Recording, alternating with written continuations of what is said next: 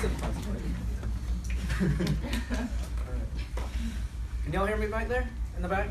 Okay. So my name is Alex Martin. I live about an hour and a half south of here down in Arcadia. I did the Learning Academy program with Susan. I was part of the 2013-2014.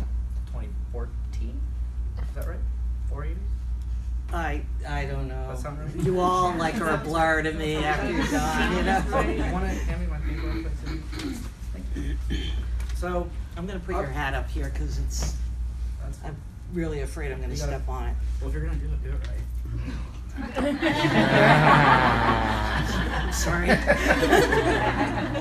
Anyway, so I did get a chance to go over the list of tips that Susan just went over, and I thought I'd hit on a couple of these. Who has a paper? And for anybody that doesn't have a paper, look at number 3, because I did a lot of stuff after the Learning Academy, running volunteer paid work. I'm actually doing a little bit of both. Right now, this past Thursday, I had my 4-year anniversary of volunteering at the Florida Railroad Museum down in Paris, and that has been an amazing thing to do because I just love it there. Lots of great people. I've learned a lot since doing it. I'm still doing it. That's why I skipped a weekend to come here. So, and also paid employment. I've had a lot of different jobs. I've worked at an orange juice processing plant. I've worked on the Ringling Circus train for a couple months. No, it's longer than a couple of months. Well, a few months, from August to December of a couple years, of 2016. That was amazing. And right now, I'm currently working at a warehouse over in Punta Gorda, which they are training me to be a selector, case picker, running around picking cases for companies and whatnot. So it's a lot of moving around, but I'm starting to like it. I mean, there's some points that, but I like it alright. It's not bad. So, and then the second one I'm going to hit on here is tip number 8, discovering their passions. If anyone can't see my hat, that's a Seaboard Airline Railroad engineer's hat. What could it be? Well, obviously, I was hitting on the railroad. What it is. I get it. Come on. So I got really into trains when I was really young. I just saw something big moving along the tracks. I was like, hey, what does that do? So I always wanted to find out what it was. And since then, I've learned a lot about different railroads, different tracks, and I've learned a lot at the museum. I don't know. Okay. So, what's the name of this locomotive? Oh, he'll know. Oh, I was talking to a friend about one of those just a little bit ago. Those are down in the UK branch, I guess. Yeah. And I would say it's a mallard. It's the mallard. Yeah.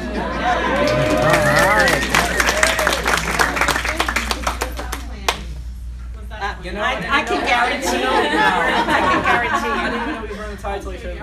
Well, Alex, I have a question. So, you have done all those things. I've kind of followed your career. Okay. And how much of that do you attribute the volunteering to your parents? Like, did they tell you when you were little that that's a really good idea? You really should do stuff like that? Did they volunteer? Were they a role model? I'd say role models a lot. Because I know your father is involved in the community a lot. Yeah. Your mom's a teacher. I'd say a role model. I wouldn't really say that's something you should do. I mean, it's the kind of stuff that I kind of figured out on my own that was cool and stuff I wanted to pursue and whatnot. And I know that they always supported the railroad passion of yours. Definitely, yeah. So the passion thing is something that you've always felt like you had a lot of support and with throughout the years. The game to get in there is a really hard game to play, so I'm still trying to get in right now. The what? The railroad game, trying to get into a paid employment. We all know that because we've all tried. It is a very difficult. It's a hard game to get into, but you at least now you have some paid work experience, and definitely. you never give up on that. No. So, and I know one of the things that I always admired about you as a young adult is your work ethic.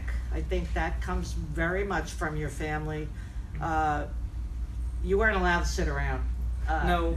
I had moments here and there I wanted to chill for a bit, but I just did a lot of stuff like outside. But you're not comfortable with just not getting a paycheck because let me tell you how many young adults. How old are you now, Alex? 26. Your age just don't care that if they work or not. What? See, that's part. But very big difference from a lot of the other kids I work with. They're like, I don't care, my parents will take care of me. And that's not a good thing. I was just thinking the same thing a few days ago. I mean, at the risk of sounding vulgar, they need to get off their ass and go do something. Yeah. Really? Yeah. But you can't, Well you can said, sit I couldn't around. say that, but that's I mean, you good. can sit around, but go do something. Yeah. Can we ask Don't- questions about Right. what he just said? I'm sorry? Are we allowed to ask questions? Oh, yeah, if you want to ask a question, I'm trying to time it so everybody has the same approximate amount of time, but yeah. Yeah, go ahead. How did you navigate at paid employment and or volunteer positions as far as self-advocating? Were you able to, did you know the skills to say, here is how I need you to be my boss so that I can succeed here? Actually, I'm working on that right now because at my job, because if anybody's ever heard of Cheney Brothers, that's where I'm at. I'm actually working on that right now because as they're teaching me how to do selecting and case picking, I've let one of my bosses know that, hey, I can run around and pick cases all day long, but I need you to show me how to stack the cases correctly. So because there's a certain way to do it so they can load the truck the right way. So actually one of my bosses, I believe, hopefully sometime this coming week, they're going to show me, get one-on-one, and I'm going to learn how to do it the right way so I can do it the right way. Good. Yeah. Also, the Railroad Museum, Alex already was familiar with prior to the Learning Academy, but that was his internship at the Yeah. Learning Academy, Yep. and I think that maybe formalized the relationship a little bit for him instead of just some kid who likes trains No. coming there. We were able to interact with people that worked with him, and he actually really learned a lot. He learned mechanical I'm still learning things stuff. around I'm still the learning fixing stuff there. trains. Yeah, and he still does. And I have had the pleasure of being on the train Yeah, you came down. with my grandkids once, and then with someone else. We went to the murder mystery thing. You did that with Megan. And then, he was came down for working Christmas. Yeah. and doing really well. So he's great. done the car. I don't even know what the terminology. The car person, the porter. Well, Is that what it's actually, called? well, when I was in the circus train, I was doing a porter, but at the museum, we call them car hosts. Car host. That's and right. we talk to people about our museum, about the history, our equipment, what we have, what we're doing now, what we want to do later. Yeah, very cool. Yeah. So the train thing, definitely. But I can't tell you how right Alex is around getting a career there. We tried very hard to get him a job, and all CSX and Yeah. Amtrak and It's a hard thing to play. You it's gotta- hard to get in. It's hard to get in. Yeah. And I commend you to Alex too, because where I am right now as a worker, I actually started as an intern and volunteer myself too, and then like you were doing, I kept holding on to it, and it paid off big time because now I work there full time.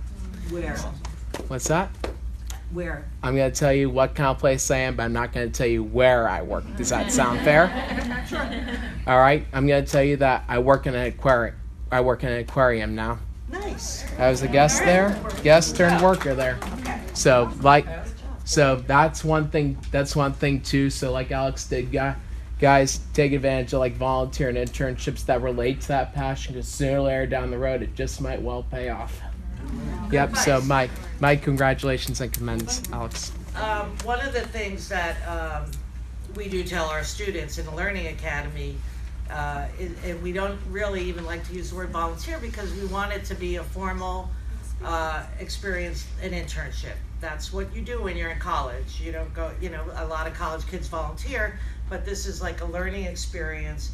And we tell the employers, the people who host our interns, don't treat them like anyone else, give them responsibilities, give them have expectations, all of that stuff, so that when they're done, they have a reference, they have someone they can call upon to vouch for them if they're looking for a job in that field, and they have some job experience, because so many of our young adults come and they have none of that, nothing to put on a resume.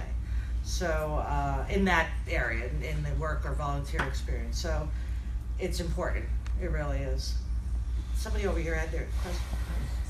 Curious, in your employment experiences, did you determine to share with your employer that you were on the autism spectrum? Some of my coworkers that I've worked with, some of them either guessed or some of them I had to tell, and they were just really okay with it. It's like, hey, I know somebody, or one of my family members is, or.